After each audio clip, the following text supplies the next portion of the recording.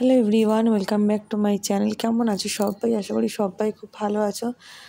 রোজ দিনের মতন আজকেও ভিডিওটা আমি স্টার্ট করলাম একদম সকাল থেকে।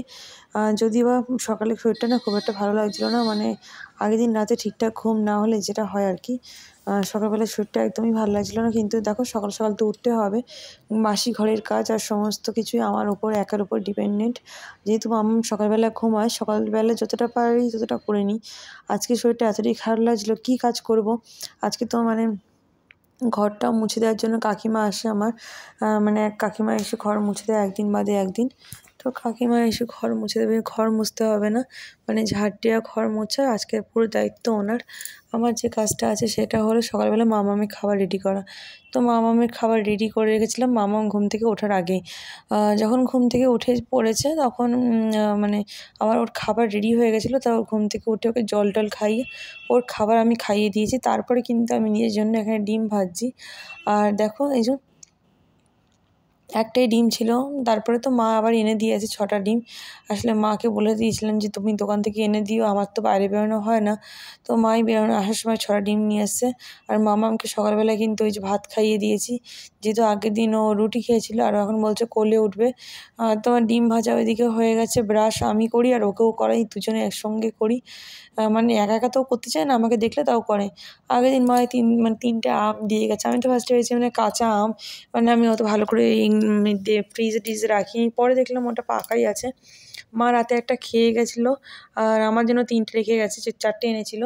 আর দেখো সকালবেলা আগের দিনে বাসি ভাত আর ডিম ভাজা, এই হলো সকালের মেনু আমার। সকালবেলা ভাত খাবো আজকে। আগের দিন এই ভাতটা থেকে গেছে বুঝছো, রাত্রিবেলা না, বললাম না শরীরটা খুব একটা ভালো লাগছিলো না, সেই জন্য না কালকে রাত্রে সেরকমভাবে ভাত খাওয়া হয়নি, সেই বাসি ভাত থেকে গেছে। আর সকালবেলা আবার নিজের জন্য কী বানাবো ঠিক বুঝতে পারছিলাম না, সেই জন্যই ভাতটাই খেয়ে নিয়েছি ডিম ভাজা দিয়ে। আর আমি তো এমনিও সকালবেলা ভাত খেতে মানে আমার খুব বেশি ভালো লাগে, রুটি কেন বা যাই হোক আমার ভাত আমার খেয়ে অভ্যস্ত আছি। স্কুল থেকে আগে আসলে আমি সকালে ভাতই খেতাম। ভাত খেয়ে দেখো কাকি তো ঘর মুছে নিয়ে গেছে। এখন হাঁড়িতে এই যে ভাত বসিয়ে দিয়েছি আর আলু সেদ্ধ, আর ওখানে ডিমের ঝোল করবো, সেখানে ডিম আর আলু সেদ্ধ করতে বসিয়ে দিয়েছি।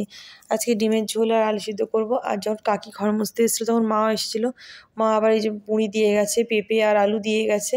আর দুপুরে তো কলা আর আম আছে, যে মানে খাওয়ার অসুবিধা হবে না মোটামুটি। আমার আবার আম দিয়ে কলা দিয়ে ভাত খাওয়ার অভ্যেস আছে, সেই জন্য আমার খুব একটা অসুবিধা তোমাদের হয় না। বাড়ির ওখানে কার কিরকম গরম অবশ্যই জানিও। আমার এখানে তো প্রচন্ড গরম, মানে প্রচন্ড।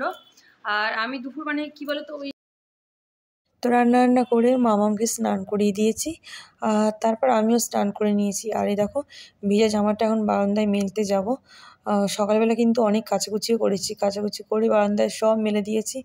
যে গরম বাপরে, সমস্ত কিন্তু খুব তাড়াতাড়ি শুকিয়েও যায়, অসুবিধা হয় না। তো এই যে মায়ের শাড়িটা অল্প অল্প ভেজা আছে, তো এই শাড়িটাই এখন তুলে নিয়ে এখানে নাইটিটা মেলে দেবো। আর যে শাড়িটা আমি ঘরের জানলাতে মেলে দেবো। তো এই দেখো সব কিছু কেচে ধুয়ে আমি মেলে দিয়েছি। যেহেতু সেগুলো মানে আমার তো বারান্দা খুব বিশাল জায়গা না, সেই জন্য আমার এই চাদরটা মেলা হয়নি। এইগুলো শুকিয়ে গেলে মোটামুটি চাদরটা পরে মেলে দেবো, তো শুকিয়ে যাবে। এ দেখো মায়ের শাড়িটা এখন তুলে নিচ্ছে, ওই শাড়িটা আমি জানলায় দিয়ে দেবো। অল্প অল্প ভেজা আছে, জানলায় দিলে আমার শুকিয়ে যাবে।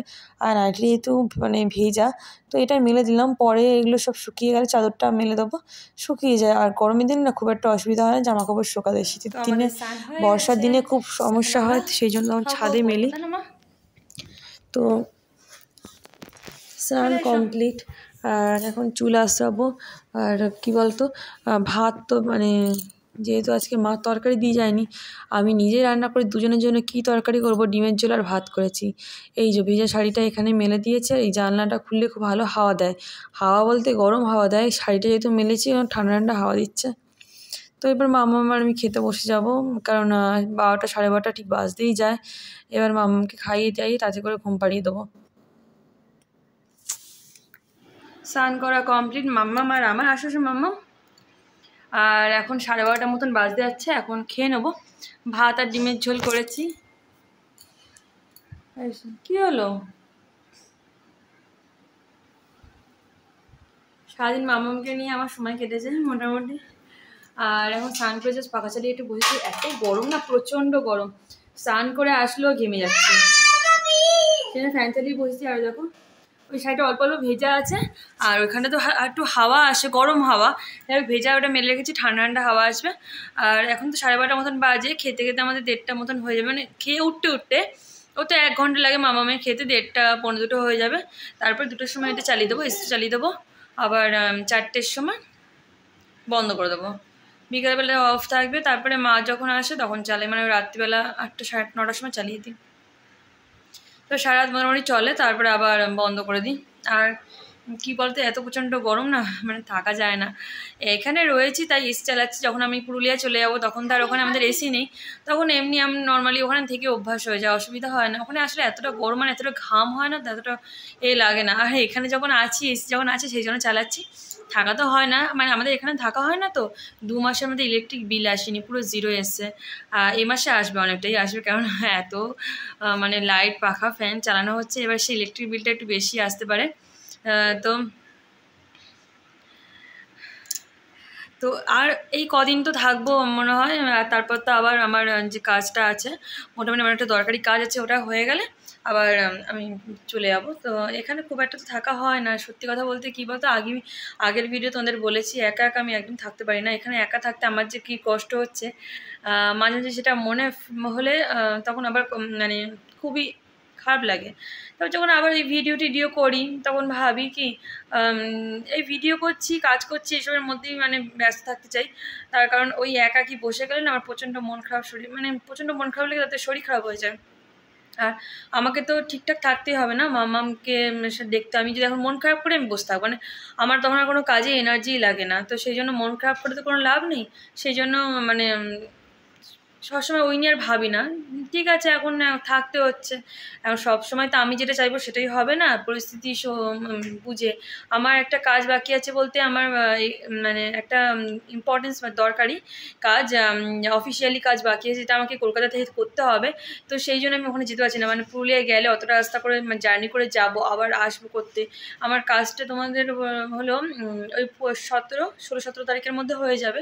আর হয়ে যাবে মানে কি, একটা কাজ হবে, আর একটা কাজ করতে করতে এখনও 22-23 তারিখ, মোটামুটি এই মাসটা প্রায় থাকতে হবে। তো সেই জন্যই মানে কি বলবো আর, হ্যাঁ ঠিক আছে, আমার তো অনেক করা দিন না, আমাকে এরকমভাবে ভালোভাবে হাসি খুশি থাকতে হবে। কালকে রাতে মানে খুব মন খারাপ লাগছিলো, রাত তখন 1টা-1:30 বাজে, আমার ঘুম আসেনি। তারপর রাত 2টা-2:30টার সময় ঘুমিয়েছি। যে কবে ওখানে মানে দাদাভাইও একা রয়েছে পুরুলিয়া, সেও কী রান্না করে খাচ্ছে জানি না। আর একা কি তারও তো ভালো লাগে না, সত্যি কথা বলতে। কিন্তু কি করব, এখন তো কিছু করার নেই। নিজেকে নিজে বোঝাই আবার কি, মাঝে মাঝে পরিস্থিতি এমনই আসে যে তাও হতে মানে পরিস্থিতি অনুযায়ী সেরকম আমাদের চলতে হয়, তো কিছু করার নেই। তো সেই জন্য এখন আমরা আবার নিজেদের বাড়িতে, মানে এই ফ্ল্যাটটাতে রয়েছি। আর শ্বশুরবাড়িতে যাবো, মানে ও আসবে, এসে ও মানে পুলে যাওয়ার আগে আবার শ্বশুরবাড়ি ঘুরে আসবো, যাবো। তোমাদের সঙ্গে সে অবশ্যই শেয়ার করবো। দেওরের বিয়ে হয়ে গেছে, তো নতুন ছোটো বউ এসছে বাড়িতে এখন। তো এখন তো সেই রান্নাবান্না করছে হয়তো, আমি গিয়ে আবার রান্না করব। মা মুখে দেয় না। আর আমার এই বাড়ি থেকে শ্বশুরবাড়ির ডিস্টেন্স খুব একটা বেশি না, আমার শ্বশুরবাড়িও কলকাতায়। আর তোমার দাদাভাই আসেন, দাদাভাইয়ের সঙ্গেই যাই, আমি একা একা খুব যাই না। তো সেই জন্য সে আসলে তারপরে আমি যাব তার সঙ্গে, তখন তোমাদের শ্বশুরবাড়ির ব্লগটা শেয়ার করব। তো এখন কথা বলতে বলতে যাই হোক 12:30 মতো বেজে গেছে, চলো আমরা খেতে বসে যাই, মামাকেও খাইয়ে দিই। ও তো তেমন মানে সেই সকালবেলা একটু খিচুড়ি টাইপের খেয়েছিল, তারপরে আর পুরোটা তো খায় না, মানে ওই 2-4 চামচ ব্যাস, তারপরে শুরু হয়েছে নাটক। তারপরে কিছু খাইনি, এই জল খেয়েছিল, একটু নুন চিনির জল খাইয়ে দিয়েছিলাম। এত প্রচণ্ড গরম না, সেই জন্য নুন চিনি একটু জল খাইয়ে দিয়েছি, ওদের মানে এনার্জিটা থাকে একদম। তো এখন ওকে ভাতটা খাইয়ে দেবো, আর ওকে ভাত খাওয়ার শেষে আমিও ভাত খেয়ে নেবো। আজকে তো শুধু ডিমের ঝোলের ভাত করেছি, আর তার সঙ্গে পাকা আম আর কলা আছে, দেখি ওই সব দিয়ে খেয়ে নেবো। আমার আবার পাকা আম দিয়ে বা মিষ্টি দিয়ে, রসগোল্লা দিয়ে, পান্তুয়া দিয়ে আমার ভাত খাওয়ার অভ্যাস আছে, সেই জন্য আমার অসুবিধা হয় না। আমার মানে আমি ঝোল তরকারি থেকে আমি রসগোল্লা দিয়ে কিংবা ওই গোলাপ জামুন দিয়ে আমি ভাত ভালো খাই, জানো তো। আমার ভীষণ ভাল লাগে মিষ্টি দিয়ে ভাত খেতে, মিষ্টি কাঁঠাল, মিষ্টি আম, তারপরে মিষ্টি দিয়ে আমার ভাত খেতে ভীষণ ভীষণ ভাল লাগে। তো ওইগুলো আছে, ওই দিয়ে আমি ভাত খেয়ে নেবো মোটামুটি। মামাকে খাইয়ে তারপরে খেয়ে দুজনে একসঙ্গে বিশ্রাম নেবো আর কি। তো চলো খেয়ে নিই। তো এখন দুপুরের ভাতটা খেয়ে নেবো বলে ভাত বাড়তে এসেছি। তো এই দেখো ডিমের ঝোল আমাদের দুজনের জন্য, মাম্মাম আর আমার জন্য ডিমের ঝোল, আর ওখানে রয়েছে ভাত। তো আমার ব্লগটা তোমাদের কেমন লাগলো না তোমরা অবশ্যই কমেন্টে জানিও। আর যদি কোনো প্রশ্ন থাকে অবশ্যই কমেন্টে করো, আমি তার উত্তর দেওয়ার চেষ্টা করব। আর আজকের ব্লগটা এতটাই, নেক্সট ব্লগে আবার দেখা হবে। এখন এই আমগুলো কেটে নেব, আম দিয়ে যেহেতু ভাতটা খাবো তো সেই জন্য। টাটা বাই বাই, আজকের জন্য এতটুকুই।